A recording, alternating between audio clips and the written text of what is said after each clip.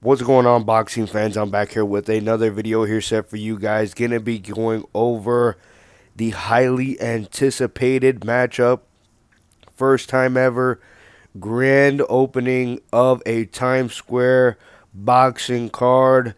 Thanks in part to Turkey Aladik. Thankfully, he gave us this boxing card that has a lot of high potential names in boxing as of right now, and in the future, I believe we'll have that as well with Teofimo Lopez, Devin Haney, Ryan Garcia, and Rolly Romero. And while this card was very, very hyped up and it was highly anticipated and is a stacked card for these three fights, and then moving on as well to tomorrow, it being Cinco de Mayo weekend, and as well the face of boxing going off, that being Canelo Alvarez fighting tomorrow. Turkey Aladik and them boys over there in Saudi have been very, very busy. But we move on and we talk about this card. Going to be giving my review and recap of how I believe it went down. And we start off, in my opinion, with the MVP of this card, Teofimo Lopez versus Arnold Barboza Jr. I believe that Teofimo Lopez was going to get this victory, and he absolutely did. My only issue that I have with Teofimo Lopez, honestly, is that he's very, very inconsistent with a lot of the performances that he has. There's times where, yes, he's matched up and he may be a slight favorite or an underdog in a high pressure situation against Loma, against Josh Taylor. We've seen these performances of the potential of what Teofimo Lopez could be, and his highs could be absolutely of the highest. But then, he faces off of guys against like Steve Claggett and, his return matchups that he's had beforehand. And he's talking about he still has it. And they're very underwhelming. He looks like he fights up to his competition. And he's going against a dude that's 32-0. Doesn't have a lot of knockouts on his record, really. And is not really known as a power puncher, but is a hard-working, undefeated dude. This is like his third fight in like 9 months, I believe, or 8 months or something crazy like that. Coming off wins against good names like Jack Catterall and Jose Ramirez. Arnold Barboza is no joke. He is 100% a real fighter. His talent is not there, but the hard work that he's put in definitely showed that he's definitely one of the, I wouldn't say best fighters in the world or pound for pound or anything of that nature, but he's definitely a name that if you take lightly on an off chance, on an off night, you will get your ass pretty much whooped by Arnold Barboza Jr. That's just my honest opinion. But thankfully, Teofimo Lopez was on in rhythm. He was on another one.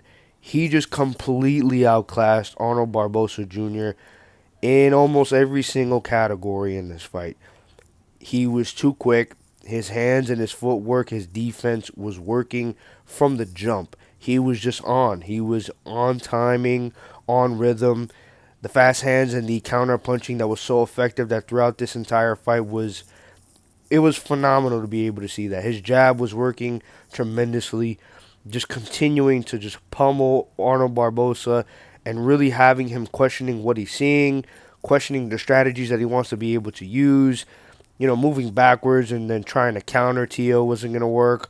Him moving forward and trying to pressure Tio to really bring out a dirty, mucky fight wasn't working at all.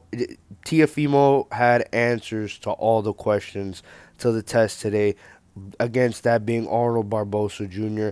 I'm highly impressed of how he looked today. There was a right hand in the sixth round that stunned Teofimo Lopez, had him moving backwards, had his legs a little wobbly. But besides that, and outside of that moment that Arnold Barboza had that moment in that fight, it was Teofimo Lopez from the onset. Again, the footwork, the defense, the showmanship, the jab, the combination work, upstairs, downstairs. Teofimo Lopez, besides getting a knockout in this fight, looked absolutely amazing. And he was continuously putting out performance like this, being, fighting up to his potential and really being the fighter that a lot of people want him to be or envision him to be, with reaching that potential that everybody thinks he's going to get. He'll be pound for pound, 100%. The talent is there. Athleticism is there, the speed, the power, the counter punching ability, the IQ just in general. Teofimo Lopez is a problem. He is a real problem when he is on. And I believe he deserves more higher competition. I want to see him in these other fights against other dudes that are undefeated, bigger names, main events, him being the showcase, him actually showing that yes, he's up to this par of level of fighters that is on this card. Because again, Teofimo Lopez, as of right now, is a name. A lot of people do know him. He is out there, but he is not a household name like a Canelo, like maybe a Usyk, a Terrence Crawford as of right now. He's not that big of a name as of right now, but he's getting his buzz, and he has a lot of years and a lot of time in his career to be able to put himself in that upper echelon. He called out Jerron Boots Ennis, and that was a fight in 140. Jerron Boots Ennis right now is in 147, thinking about going to 154. I don't know if they make that matchup, but that is definitely one of, if it does happen, if Jerron stays in 147, Teofimo has talked about moving up to 147. I mean, why not? I do think that eventually he will make it up to welterweight. That would be one of the best fights he ever to make, in my humble, honest opinion. Teofimo Lopez, again, with the potential, with the right name, with the right talent to bring out the right type of mixture of potential that he has in in these performances that he's having against these top level fighters, against Jerron Butenis, that is a tremendous money making fight in my honest opinion. And now moving on to the co-main event, we got an absolute snooze fest. One of the worst boxing fights I have seen probably in my entire life. I literally was falling asleep during this fight. I wish I was joking. I wish this was bait. I wish I was trolling as of right now. I'm being 100% honest with you. I was literally nodding off in this fight. This fight was terrible from the onset. Devin Haney looked very, very frantic. He looked like he saw a ghost in there. And it was absolutely an atrocious performance. Not just by him, but also as well by Jose Ramirez. Holy cow, man. I mean, my goodness gracious. For the people that paid for this fight, and I'm not trying to out myself as of right now, but for the people that paid for that fight, may God be with you. May the Lord Jesus Christ be with you every moment of your life, because this was just really bad. Outside of maybe like a few right hands and a few nice lead hooks that landed by Devin Haney, he didn't do anything. This was Shakur Stevenson versus Edwin De Los Santos times 5. This was atrocious. Both of these dudes look like they man, it looked like they didn't even get licensed. It looked like this fight shouldn't even been sanctioned in the state of New York. That's how embarrassing this fight was. Jose Ramirez, man, you need to retire, brother. I think your career is finished. You walked this dude down. You allowed this dude to continuously walk over and over and over and over and over around the ring. Like if I'm watching Tom and Jerry, like if a cat is trying to go and catch this little mouse, and it's supposed to be a joke and it's supposed to be funny. You threw nothing of significance. You landed nothing of significance. You didn't do anything. You got in that ring, you got some cardio, and you got paid. That's what happened. And Devin Haney won this fight because he threw more punches than Jose Ramirez. He threw and landed a little bit more punches than Jose Ramirez. That's the only reason he won this fight. Both of these guys should be looked into. Devin Haney's stock just continues to plummet, man. I mean, in the public eye, they already think about him however they do, with suing for defamation and trying to get this loss on your record to get overturned to a no contest or just have it off of your record at all, and just pointing the finger, and you have at least a year out of the ring, and you've been sparring all these rounds, you've been putting all this work, you've been talking a lot on social media, and you go in against a dude that you should obviously out talent, just based off talent, you should just demolish this dude, and especially the way that he's been looking as of recently.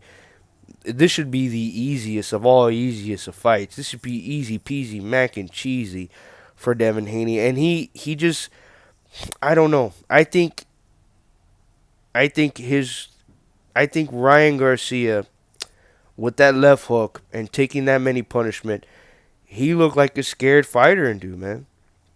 He looked like a scared fighter. Again, Shakur Stevenson versus Edwin De Los Santos times 5, maybe times 10. It was atrocious. He was literally running away, wincing, being so reactive, being so frantic, continuously moving and moving and moving, and trying to not get in any type of exchanges, trying to be so defensively responsible that the offense was completely negated. This was really bad, man. Really, really bad. And and these guys are millionaires. And they're athletes, and we just take it. I mean, that was abysmal. Truly a travesty to the sport of boxing. Anyways, we move on to the main event, and we got a lot of people screaming one of the biggest upsets in boxing history of all time. It wasn't. It really wasn't. If you're, trying to be hyperbolic and you're trying to make it seem as something that it really wasn't, you either honestly just are a exaggerated person or you really don't know anything about boxing. Now, I did predict, so I can't give myself too much credit, but I did predict that Ryan Garcia would win this fight. I did predict that he would knock out Rolly Romero, if I remember correctly, in my prediction video in that fight. That he'd get the KO, he'd, go on to business, and then it would go on, and I had all the favorites win on this card, yada, yada, yada. But you kind of had a feeling, if you're being quite honest with yourself, that somehow, some way, an underdog was going to make their way to win a fight on this card. Now, you already ran through two, and, Teofimo Lopez being the MVP and having a great performance in that first fight. Then you had Devin Haney with the absolute stinker in the world, but he, won that fight. And you have two favorites, slightly heavy favorites winning that fight or fights on this card. And then you move on to the main event. And Ryan Garcia looks really prepped up, especially in that first round. His jab was continuously working, overdrive. He was landing these 1-2s and he was landing his hook pretty good. But Rolly Romero, again, is kind of a do-or-die fighter. He chins people. He gets chinned. He's got chinned by Pitbull Cruz. He got chinned by Gervonta Tank Davis. And Ryan Garcia can be chinning himself as well. He got dropped by Luke Campbell. He got dropped by Gervonta, and then he also got stopped by him as well. So Ryan Garcia isn't, pervious of getting hit on the chin and going down. You go into the second round, a little bit more of a firefight. It starts to get a little bit mucky, a little tight and tense. And Rolly Romero lands a beautiful consecutive 2 left hook combination. One lands right on the chin. One pushes Ryan Garcia down where he's already kind of off balance. But the shot was really effective when he did land it. And just from there, the fight just was completely spinned on its head. Ryan Garcia looked really good. And he looked like he was on his way to be able to get a victory the way that he was looking in that first round. And I think him touching the canvas, him getting knocked down and tasting the power of Rolly Romero really made him a lot more gun-shy than what he wanted to be in this fight. He did have some success. He did win some rounds. His jab was effective in some rounds. But his volume, his consistency, and just the pace of the fight was so much more fitting of Rolly Romero. There was a lot of even fights. There was a lot of very close fights that could have gone either way. Some rounds I gave to Ryan. Some rounds I gave to Rolly. But in totality, and when the fight just continued to just move along more and more forward, less and less did you see Ryan Garcia be more active, and more the momentum and confidence started to swing to Rolly Romero's way. And the more confidence he started to build, the more he started to believe in his power, the more he started to throw some crazy shots. There was like two overhand rights that completely spun him around because he threw it with his entire being and entire soul. You try to be able to take the face off of Ryan Garcia with those shots.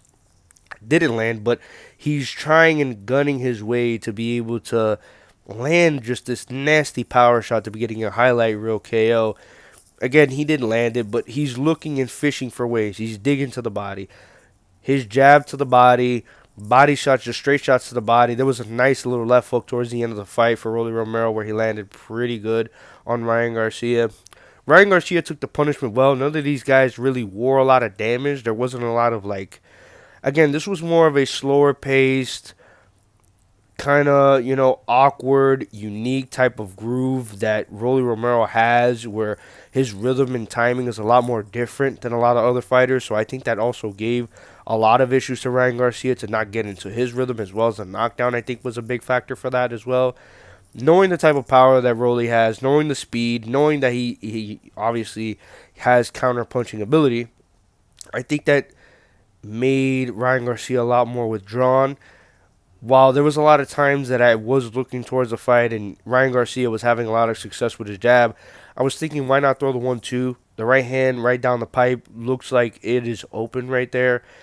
And while it is, obviously that's not his most effective punch. Obviously the left hand is the most effective punch. And one thing I will give credit to Ryan Garcia and as well as Rolly Romero is that after Rolly Romero got the knockdown in the second round, they got into a little heated exchange. And while they did, Ryan Garcia landed this nasty left hook right on the chin that seemed to stun Rolly Romero. And while it did stun him, he, kept his feet.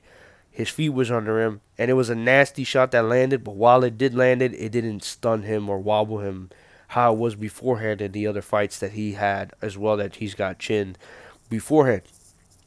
But overall, if there was going to be a winner to this fight, it had to be Rolly Romero. Hands down, great performance by him. Biggest win in his career. He's had, very controversial wins against Barroso.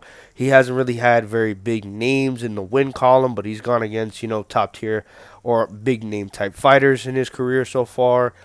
So this is something for him to be able to build momentum on his career. I really liked how he ended out his post-fight, interview with saying that he doesn't really care about the Devin Haney fight. He wants Devin Haney to fight Ryan Garcia anyways.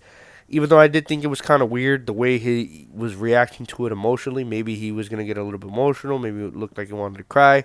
Or maybe they paid him off to be able to say that. Who knows? But at the same time, it was really nice to be able to see a dude that a lot of people think is just trash, just as a loudmouth, just his mouth and his promotion ability is able to get him throughout the majority of the fights, and you think he has no type of skill. Rolly Romero has skill. He is not trash. He is not the best, in my opinion. I don't think he has the best skills in boxing, and especially in the 147-pound division at all. But now with the win over Ryan Garcia, I definitely look at him as a potential contender. Now, again, I don't think he's going to be a pound for pound or undisputed in 147, but I take him a lot more seriously and not just look at him as name value or promotional value to stick against guys and really just have him and have his name around and, have this guy test him. He's more of a gatekeeper of the division to see if you really pass the test, if you're good or not. Rolly Romero now certifies his name with a great win over Ryan Garcia. Ryan Garcia needs to be able to bounce back, man. The layoff looked bad, the knockdown, and the boxing ability was very, very limited from him tonight. He got into a fight against a dude that his style was really not working for him at all. Maybe with more time under his feet. Maybe this being the quote-unquote tune-up fight that he needed to be able to go into the rematch against Devin Haney, which I think they're going to do regardless of the fact of him losing. They're going to be able to do that. That'll be a huge event. That'll be a great main event. And especially how these two guys looked after this fight tonight in both of their fights. It was I don't know. Maybe you lose some type of steam off of that, especially how they performed off of it. There were pretty bad performances, in my honest opinion. To try to build hype into that next, fight that they want to be able to make into the future for themselves. But yeah, that is my recap. That is my review of the Rolly Romero Ryan Garcia in Times Square fight that they had, which was absolutely amazing that they actually pulled that off. Even though it was kind of, lackluster, whatever the case may be, it was an event that goes down in the history books, even though the fights were pretty mid. Besides Teofimo Lopez having a great performance and Rolly Romero coming out as a huge underdog in the main event win, stamping his name in the welterweight division as a real name. Like this video if you obviously like this video. Comment your opinions on what you think about this card and how it went down. Subscribe. Subscribe, boxing fans. If you're here for a reason, I know you are, you know, dealing with the allergies and all this stuff. Still got to be able to push this thing out. Do it for you guys. You guys do it for me. Thank you guys again for watching again, and peace.